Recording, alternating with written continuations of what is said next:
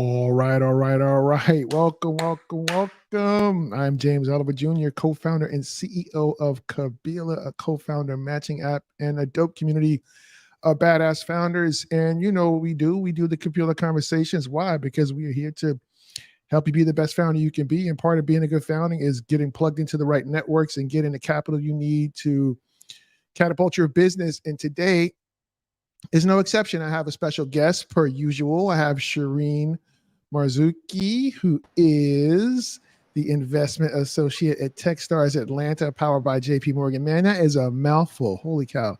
Yes. And I have to say it every day on every. That's a lot. You just put investment associate Techstars. You probably couldn't fit it all in there, could you? Yes, exactly. So listen, if y'all are out there listening, let us know where you're coming from. Drop it in the comments. Let us know where you're coming from. You know, I have some questions for Shirine. Of course, you know, please, as you know, if you watch these regularly, drop your questions in the comment sections, and we will do our best to get to all of your questions. And while you guys are doing that, I'm going to get right to the questions for Shirine. Well, by the way, Shirine, I think you know that I went through Techstars Austin, so I wore my Techstars shirt. I love it. I wore it for you. Yes, I know you were the first one in at the office every day. You saw that? I did. Oh, somebody actually saw the things I was posting on social media. That's amazing. And the last one to leave a lot of times. Yeah, no, that's the reality of being a founder. That's it. So Brandon Peterkin coming in from Denver, Colorado. What's up? I'm so sorry I missed Denver Startup Week. How was that, Brandon? Drop it in the comments and let us know. All right, so I'm gonna get to some of these questions, and you know, as folks start popping in, drop your questions. So, Shirine, can you please tell everyone, you know, who the JP Morgan Techstars Atlanta program is for? Yeah, absolutely. I will start off with our team, actually. Our managing director is Melissa Pegas.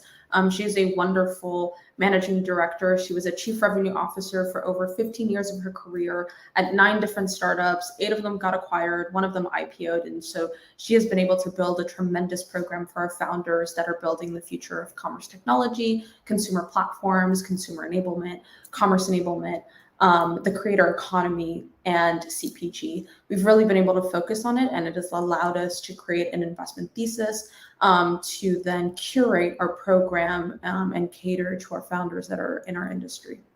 So cool. So that we got Joseph coming in from the continent, from Ghana. That's what's up. What's up, Joseph? Thank you so much for coming in. We appreciate you.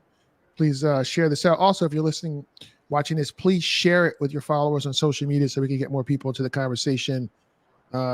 Joseph probably rocking the Ghana flag. That's what's up. Got to rep the flag, right? Eric Gordon in the building. What's up, E? Good to see you, my man. And let's see. Brandon said Denver Startup Week was phenomenal. Great resources. I actually got pinged to be on a panel up there, but it was like last minute. Unfortunately, I was not able to make it. So I'm glad that was an amazing time. Next time. And, yeah, we got Lakshmi from around the corner in Atlanta. That's hilarious. Do you know Lakshmi? No, I don't. The reality is our program is a hybrid one. So we actually have a lot of founders that are based in Atlanta, but it is not one of our primary requests. We don't ask for founders to relocate. Right. And then we build a program based on what their needs are by doing the hybrid program. So they'll come to Atlanta, but relocation isn't necessary. So, you stole my thunder for my next question. Is it a virtual or is it in person?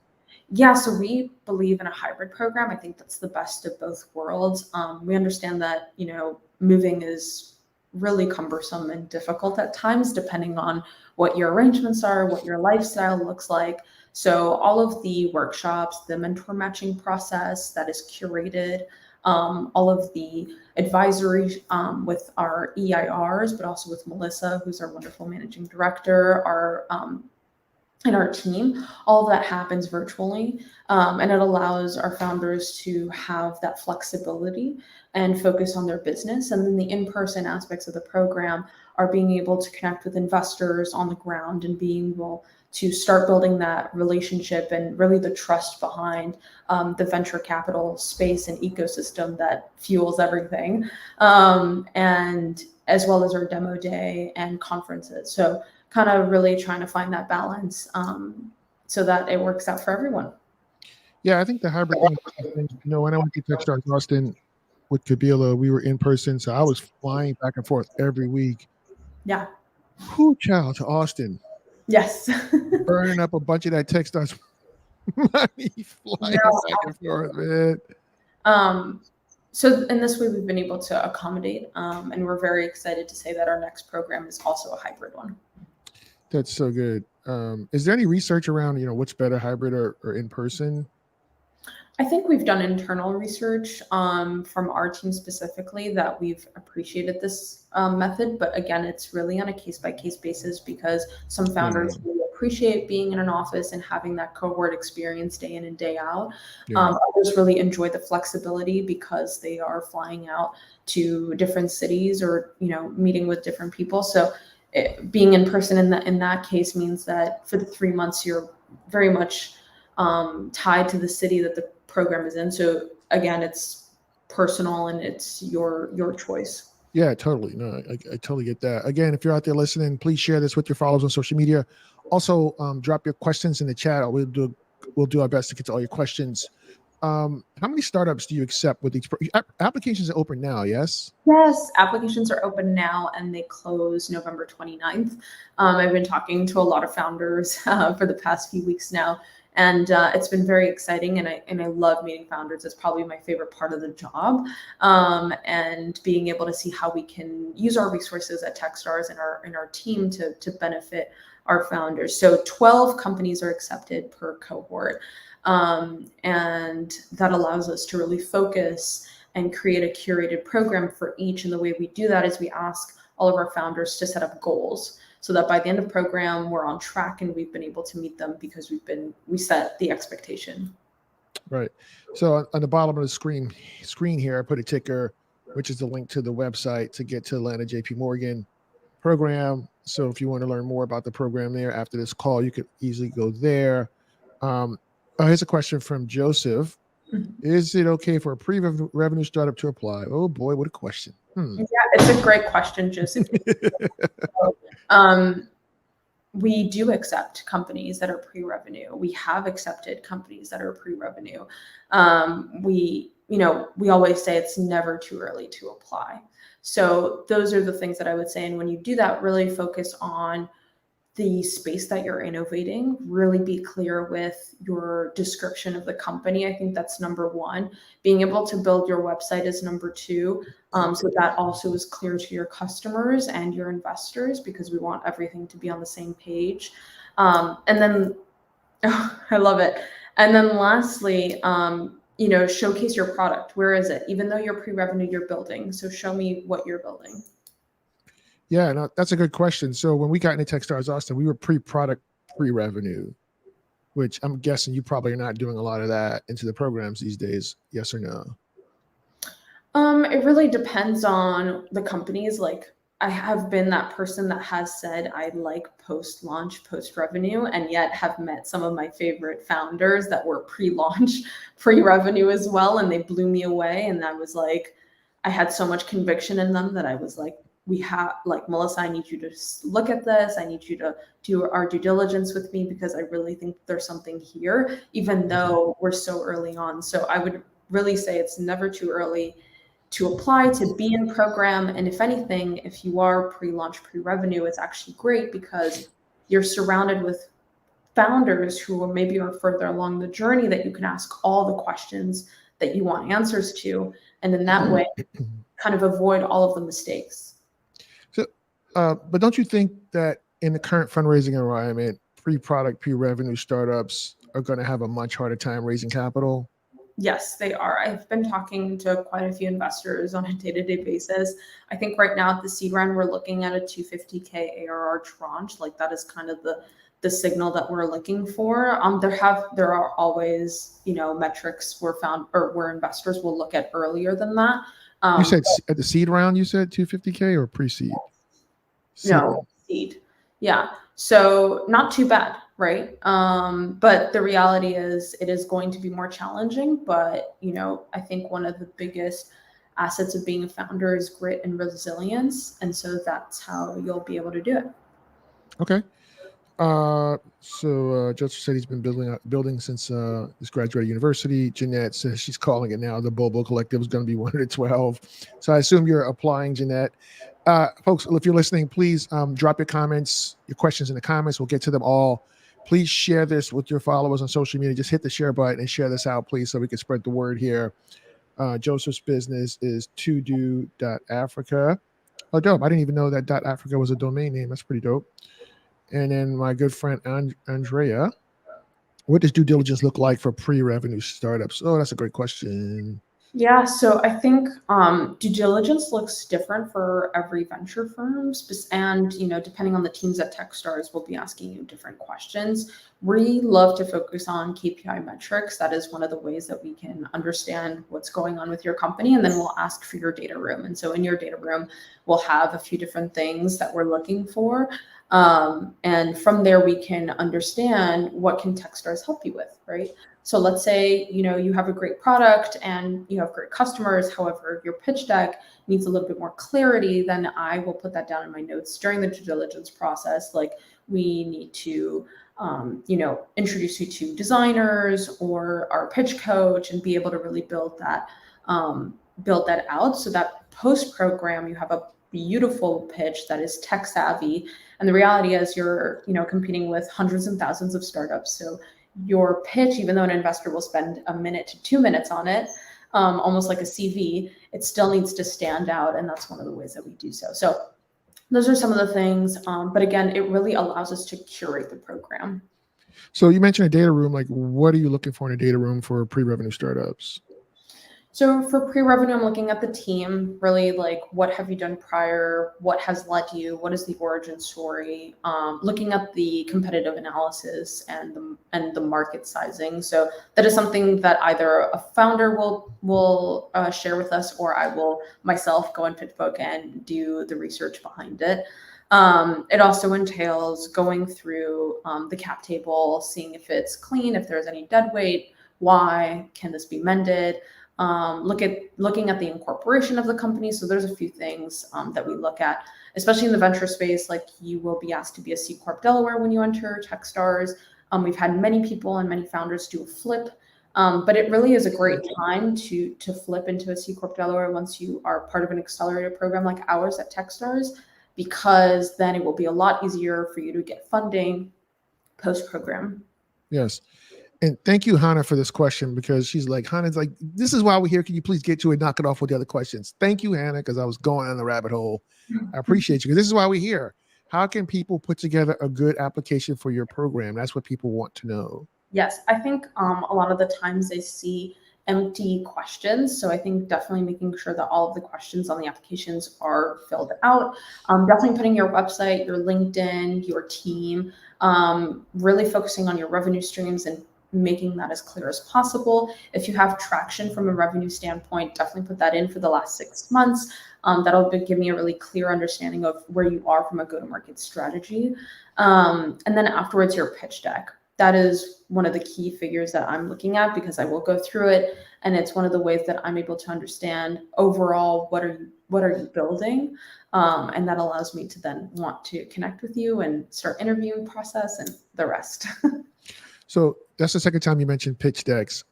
Yes. One thing that I've learned since I've been, I'm a 3-time founder now, but in the last 2 years, one of the biggest mistakes that founders make when they're doing a pitch deck is, problem, mission, solution, blah, blah. Like, one of the best pieces of advice I heard, I think, was from Eric Bond at Hustle Fund. Mm-hmm. He said that, when you put your titles in your pitch deck, it should read like a story. So that when the investor reads the entire, because they're just going to read the headers, right? They're not going to get into all the stuff in the slide. Yeah. When they read all that, they should know 80% of what you do. Yes. So that's like a super a hacky thing for you to keep in mind when you're doing your pitch deck. The other thing, I was surprised I did not hear you mention, but I think like all those things you mentioned, I think are important. I think equally as important is to build relationships with people like you and Melissa, because you guys run your own little fiefdom over there, and you only let in people that you want to work with, right? So the only way you want to know if you want to work with somebody is if you know the person. Yes. So I they have get to that. I love it. And it's something I talk about a lot, even to my founders. So one is the application. What can you do to stand out with that? But then also, the part of venture capital is having great experiences with founders at different touch points, whether that is your first call with them, whether that's an investor newsletter, whether that's seeing them at a conference, right? Like there are different touch points where you're going to meet your investors, and it's over time you build trust, right? So I really think that, being able to meet with myself, and that's why I've been able to do AMAs where it's like closed Zoom rooms where I'm talking and I will spend as long as it takes to answer all the questions, and be there to be able to talk with founders and then also do one-on-one sessions with them. Yeah, that's great. Like at the end of the day, folks, investors invest in lines, not dots. Part of the way you do that is you show up on the things, you show up to these things, you follow up. So, for example, if you want to connect with Shirine, you can reach her on LinkedIn here. Feel free. Right? Send her a connection request, follow her, engage with her content, like send her a note, keep her up. Don't be a pest, right? But send her a note, keep her updated. So this is how she's going to get to know you. And like the questions are like flying in fast and furious here. So I'm going to try to get to them before we have to hop in 13 minutes. I would love to say before we hop to the questions, especially when it comes to pitch deck, if there aren't any more questions about it, is the headers should be the story, and then the content should be the quantitative data that backs up your story. That's going to be the best touch point in terms of a pitch deck that we're looking for. Yeah, 100%. Also, once again, if you're listening, please share this with your followers on social media so we can get some more people involved in this conversation. Have an MVP with 268 downloads, pre-revenue, non-technical, solo founder, outsourced team. How did it fill out the team portion? Man, that's a good question. No, it's great. And we've accepted numerous amounts of solo founders as well. And something even to consider, and it's great that you're part of the Kabila network, is being able to find, potentially a technical founder that really works with you. I think in this market, it's really hard, first and foremost, and having a co-founder would be great. The MVP stage is great. So what I would say for the team section, I would really try to highlight, what makes you the best founder to solve the problem. So whatever that is, and usually I would just like click on the LinkedIn, and your LinkedIn is my online resume. So making sure that that is perfect so that when I go in, I'm like, oh, I see, we have some authority to say that you have an expertise in the industry that you are solving in. And then when it comes to the MVP stage, what you should be showcasing there is what are your customers saying, and keeping that feedback loop. That will definitely be one of the questions that you'll get from investors. Right. So another question from Andrea. If you want to be part of Techstars specifically to improve, test your revenue model, how can you still stand out in your application if this is something you look for in the data room? Yeah, we've had pivots happen very often, especially in how we build our go-to-market strategy and our revenue models intrinsically. So we know that happens during program. There is no stress there. I think when it comes to your revenue models, let's say you've already have had traction with one stream, definitely highlighting what has helped and where have you doubled down to be able to build that traction up. And then later on, when you have a conversation with me or Melissa or the rest of the team, really being able to share what are some of the ideas you'd like to work on during program, and what is some of the ways that you think Melissa will be able to help you with it, for example. Dope. So shameless plug for Kabila, by the way. We just spun up a WeFunded community round, and certainly inviting founders to check that out if you're interested in that. Shameless plug there. Back to the questions. So Brandon, apologize, Brandon. Is it better to be more thorough and detailed or succinct when it comes to the application responses? That's a great question. I think your answer should be concise, and the sections should be filled out. There are times where I see applications with very little answers, and so I can't make a decision whether or not I'd like to move forward with your application. So being able to make it as concise as possible and filled out would be my two. Yeah, no, I think less is more, right? It reminds me of some old, I mean, Mark Twain or somebody. If I had more time, I would have written you a shorter letter, right? It was counterintuitive, but like brevity truly is the soul of wit. So I think you got to answer the question, but concise is better because Shirine's reading hundreds of applications. Yes. So just right to the point, right between the eyes. That's will probably stand out than a wordy thing, right? That kind Exactly. of rambles on. Because I want the rambling to happen when we're talking, right? I want the interview process where I'm peppering with you for Right. questions for you to add the detail and add the color that I'm missing in the application. Yeah. So another question from Hannah. I think this dropped a little while ago. Okay. How to make those connections or any resources you can recommend. Well, how do you make a connection? Is like by doing this. I mean, I just put up Shirine's LinkedIn connection information. I'll put it up again. Go follow her.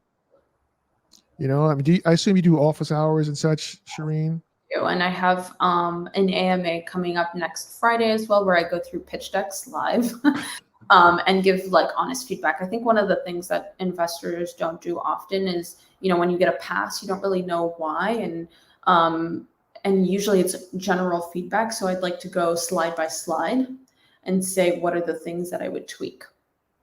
Yeah, I think that's great. You got to build relationships. If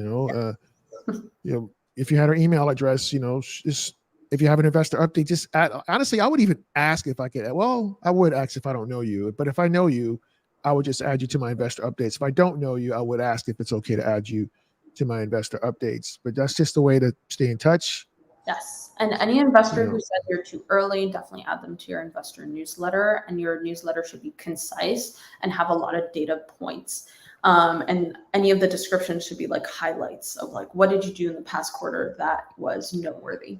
Yeah, we use Paper Street for our investor updates. And at the top of the investor update, we have a TLDR section, like a couple bullets, and then we expand on those bullets down in the actual update so people could just skim. Yeah. All right, another question from Afolabi. Do you accept applications in prototype phase? We do. And we've had a founder in the last cohort be at the prototype phase and be able to build it out. And she launched in August and is gaining really great traction and sales every week. So very excited for her. Amazing. Which product was that? The company was named Viba. The CEO is Vion. She has been able to build a baby monitor like band so that anytime, when you're trying to breastfeed your child, or you're putting it in the bottle, you can understand whether it's expired or not. So a lot of the times parents don't know when their milk expires. And the solution currently that exists is like writing on the bottles or Post-it notes or whatnot. And the other biggest problem is parents lose their baby bottles all the time. So they were able to kind of create like a monitoring plus the software app that allows you to track it all together. So when the milk is good to feed and when it's not good to feed. So yeah. Oh, that's interesting. My twins were born 3 months prematurely. So I'm just like having there's like a lot going on already as a parent. And yeah, a little PTSD talking about all that. Oh, yeah. Lord. They're 11 now. Thank God they're doing fine. So, and the reality is this product helps early stage parents who have so much on their mind. Exactly. Awesome. So do you have any thoughts about how women and BIPOC founders should be raising capital in the current fundraising environment? Just curious. It's a lot more challenging, but there's definitely venture firms that have been built to give resources to founders and specifically women and women of color, and then being able to be in their networks. So one of the ways is like one of my favorite funds that I've been working with, they've been able to like host events, right? And I would just say you should go to those events and then you'll meet the network that is already interested in specific founders that are women of color, right? And so in that way, you are not trying to figure out or suss out whether or not they would be interested. You already know they would be interested because they're there. They showed up. And so from there, it's just building a relationship. Look, I think right now, because we're raising at Kabila, you saw me put up, what was that thing I put up? We're doing a WeFund round. I have a podcast. It's for parents who are entrepreneurs called Parents Making Profits. And I interviewed Johnny Price.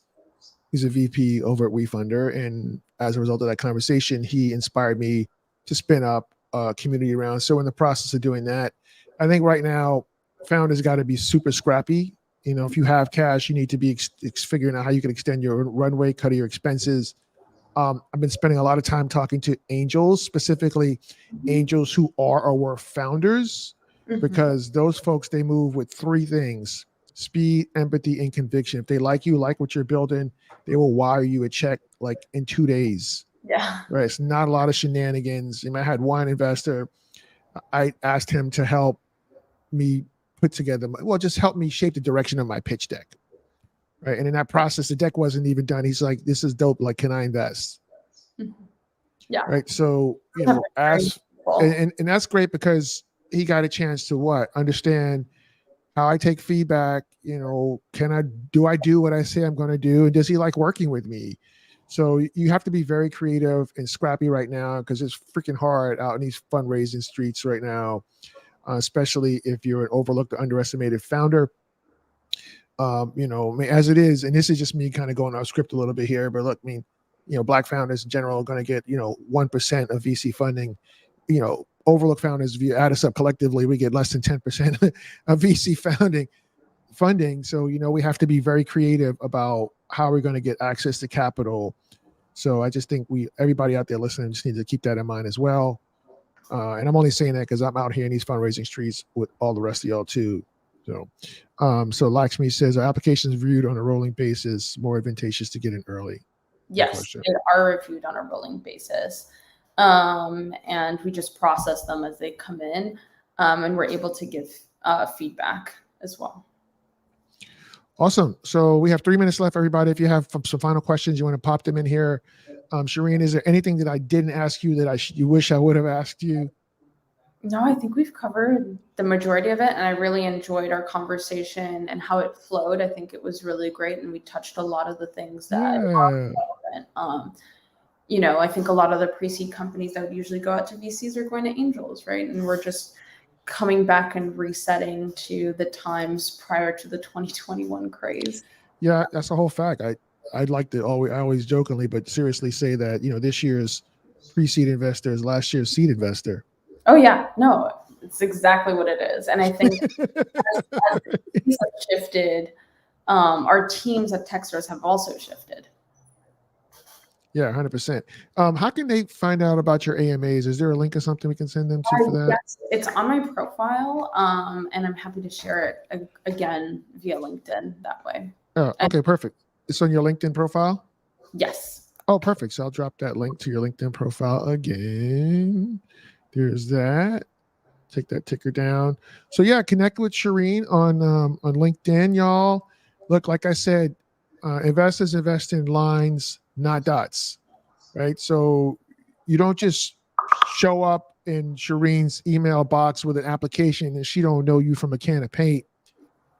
Why? Because there's probably a bunch of founders that submitted applications a couple of cohorts ago that didn't get in, who've been making progress, staying in touch with her, that she knows, that she likes, and they're going to get in. Like when we applied to Techstars, the first time we didn't get in, we got in the second time. Yeah. So you have to stay in touch. You have to stay connected.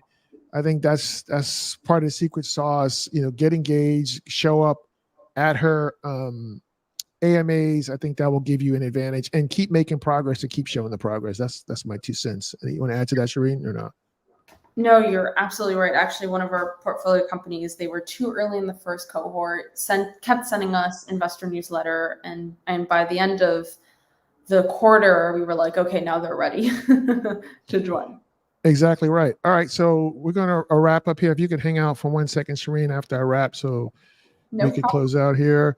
Thank you so much, everybody, for coming through. If you're an Atlanta-based founder, by the way, where can they go find this? I don't know. It's on my Twitter page, maybe. We're going to be doing Tech Tuesdays happy hours for founders. I'll send that to you, Shirine, if you could share that with the founders in Atlanta.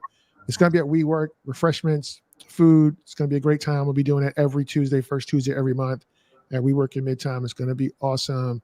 Stand by, Shirine. I'm going to close this thing out here. If I could, I'm doing all the things, ham and egging it over here. It was a pleasure. Yeah, stand by.